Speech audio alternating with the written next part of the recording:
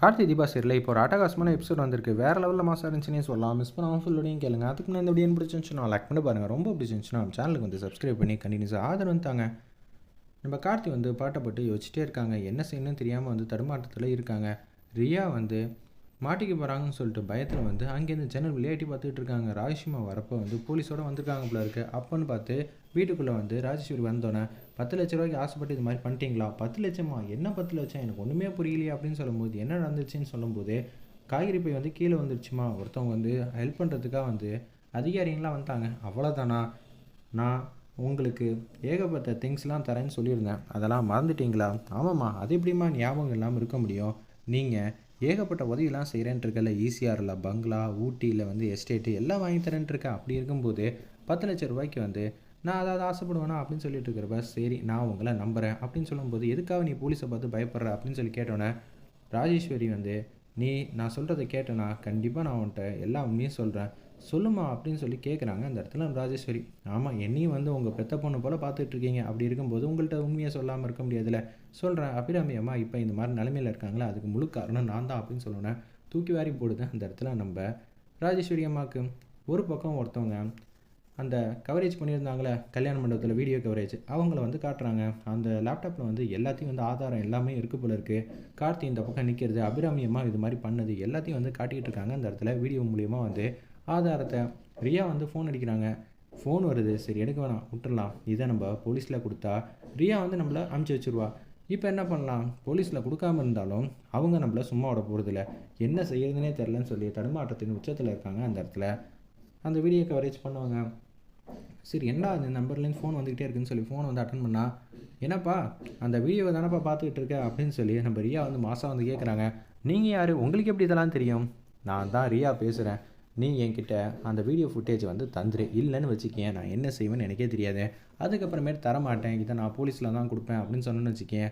அபிராமி அம்மாவுக்கு பக்கத்தில் இன்னொரு பெட்டு காலியாக இருக்கான். சரியா, நான் என்ன சொல்ல வரேன்னு உனக்கு புரிஞ்சிருக்கோம். என்கிட்ட இந்த ஆதாரத்தை கொடுத்தேன்னா நான் உனக்கு காசு தருவேன்.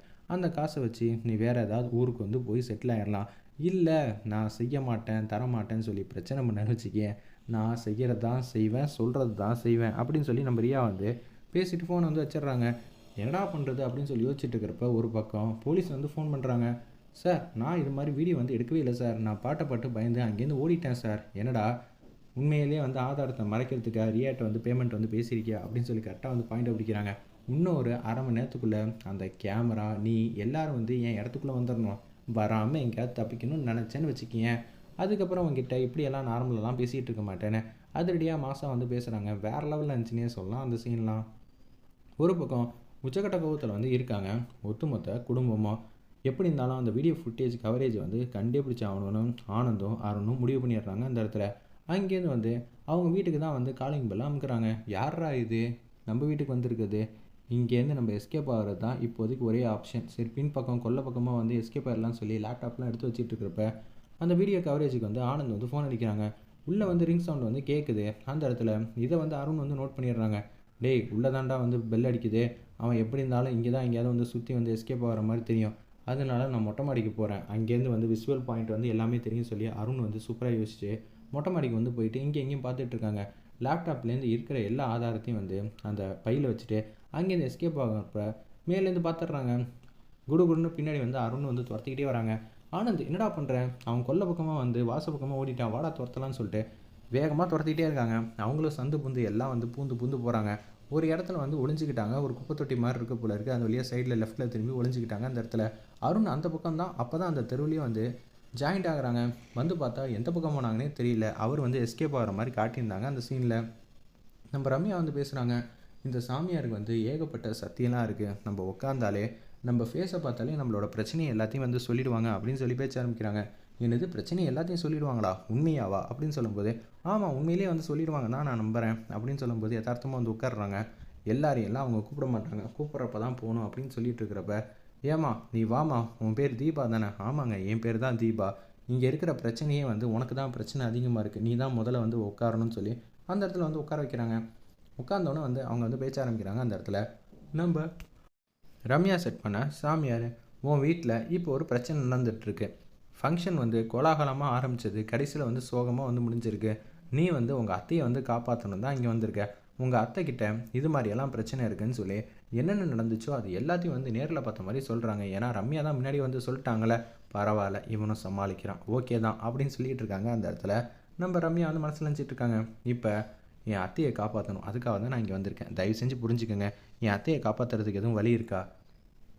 சோழி உருட்டி பார்க்குறாங்க. என்னம்மா அது? சோழி உருட்டி பார்த்தா என்னோட கடவுள் வந்து நல்ல விதமாகவே சொல்ல மாட்டேங்கிறாங்களே. சரின்னு சொல்லிட்டு 2வது வாட்டி சோழி உருட்டி பார்க்குறாங்க.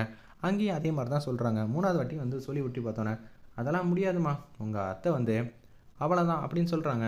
இன்னொரு வாட்டி வந்து சொல்லும்போது உங்கள் அத்தை போயிட்டாங்கன்னு சொல்கிறாங்க. நீங்கள் போய் சொல்கிறீங்க, நான் நம்பவே மாட்டேன், எங்கள் அத்தை இருக்காங்க. நான் சொல்கிற விஷயம் வந்து உங்கள் அத்தை தவிச்சிக்கிட்டு இருக்காங்க, அது போனதுக்கு சமம் தானே அப்படின்னு சொல்லி அந்த இடத்துல வந்து சொல்கிறாங்க. நீங்கள் என்ன தான் சொல்கிறீங்க, எனக்கு ஒன்றுமே புரியலையே. ஒரு பரிகாரம் வந்து பண்ணால் சரியாயிடும், ஆனால் அந்த பரிகாரத்தை உன்னால் செய்ய முடியுமா, அது மட்டும் பார்த்துக்க அப்படின்னு சொல்லும்போது எவ்வளோ பெரிய கஷ்டமான பரிகாரமாக இருந்தாலும் நான் வந்து செய்கிறேன். ஐயோ பரிகாரம் வந்து மறந்து போச்சு, இப்போ என்ன பண்ணுறதுன்னு தெரியாமல் தடுமாற்றத்தில் இருக்காங்க. அந்த இடத்துல ரம்யாவோட சாமியார் அட்டகாச காமெடியாக இருந்துச்சுன்னே சொல்லலாம். ரம்யா வந்து சொல்லுங்கிற மாதிரி பேசுகிறாங்க. இவ்வளோ நேரம் கரெக்டாக வந்து சொன்னான், பரிகாரத்தில் தான் சொதப்புவேன்னு சொன்னான், கடைசியில் அதே மாதிரி சொதப்பிட்டானேங்கிற மாதிரி தான் யோசிக்கிறாங்க.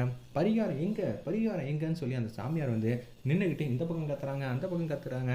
இவங்க உங்களை நம்பி வந்துட்டாங்க, நீங்கள் சோழியில் வந்து ஏதாவது ஒன்று காட்டியிருந்தீங்கன்னா நானே வந்து சொல்லியிருப்பேன், ஆனால் சோழியில் காட்ட மாட்டேங்கிறீங்களே, என்ன விஷயம் உங்களை தடுக்குது? நீங்கள் வந்து இந்த பொண்ணை காப்பாற்றுறதுக்கு நேரில் தான் வரணும் அப்படின்னு சொல்லி அந்த ரூமை விட்டு வேக வேகமாக போய் சைடில் வந்து போடுறாங்க. ரம்யா இது மாதிரி சொன்ன விஷயத்த வந்து மறந்துட்டா என்ன பண்ணுறதுன்னா ஃபோனில் வந்து ரெக்கார்ட் பண்ணி வச்சுருக்காங்க. அந்த இடத்துல அந்த சாமியார் போல இருக்குது, அந்த விஷயத்தெல்லாம் வந்து ஹெட்செட் மூலிமா வந்து கேட்டுட்டு அப்படியே ஹெட்செட்டை கூட எடுக்காமல் அப்படியே வந்துக்கிட்டு இருக்காங்க.